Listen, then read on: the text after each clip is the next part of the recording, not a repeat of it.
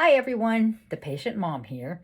So 2 days ago, my dad lives with me, just to give you some insight. So 2 days ago, my dad messages me and he says, hey, the washer quit working.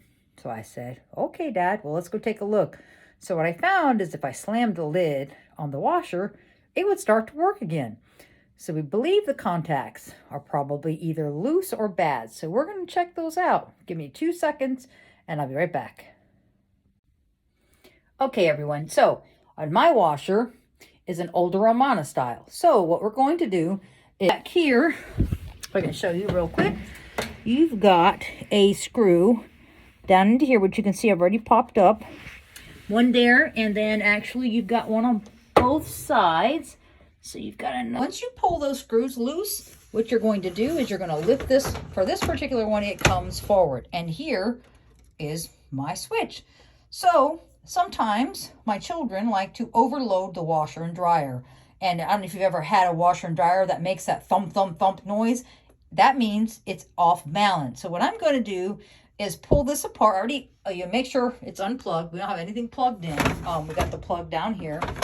We're going to get in here. I'm going to pull it apart. I'm going to clean it up, or, try to get the dirt out of it. Make sure it's put together properly. And then we are going to see if we can get it to work properly. So you actually have a clip here. This clip, you undo it. You should be able to pull this right out of there, okay? So we're going to take a look, and there is a way to test it. Good connection. And then we're going to try to put it back together and see what the results are. Test our circuit. So I pulled it apart as I showed you. So here's the piece here. I pulled it out. It was right here. So I pulled it right out. And now we're going to test the circuit. So in order to test the circuit, if you have an ohm meter, now I have an old-timey ohm meter. Mine does not beep. However, what we want to see is this red line should go all the way to the end. That tells us we have a good circuit. So what we're going to do right now, we're going to test the circuit. So we're going to take, it doesn't matter which one, but there's 3 holes on the front of this connector here. So you can see there's 1, 2, and 3. We want to put, doesn't matter if it's the red or the black, but we want to stick it on in there to where there's a contact in there we want it to touch. Now, as you can see, once I touch the other hole here, get them both where they need to be. Let me turn this ohm meter on, and you will see. Oh, let's go back here. Got to make sure they're touching. We've got good contacts there. So now you see the red line. As it comes down, we are going to put the contact back in, and now it goes forward. Now, lift just a little. Watch it go down. Put it back. Up, down, up, down. So, looks like our connector is good. So we're going to put it back together. Make sure it's got a good connection, and we'll... All right, so now we've put everything back together. Now we're going to put the lid on. I'm going to put the screws back on.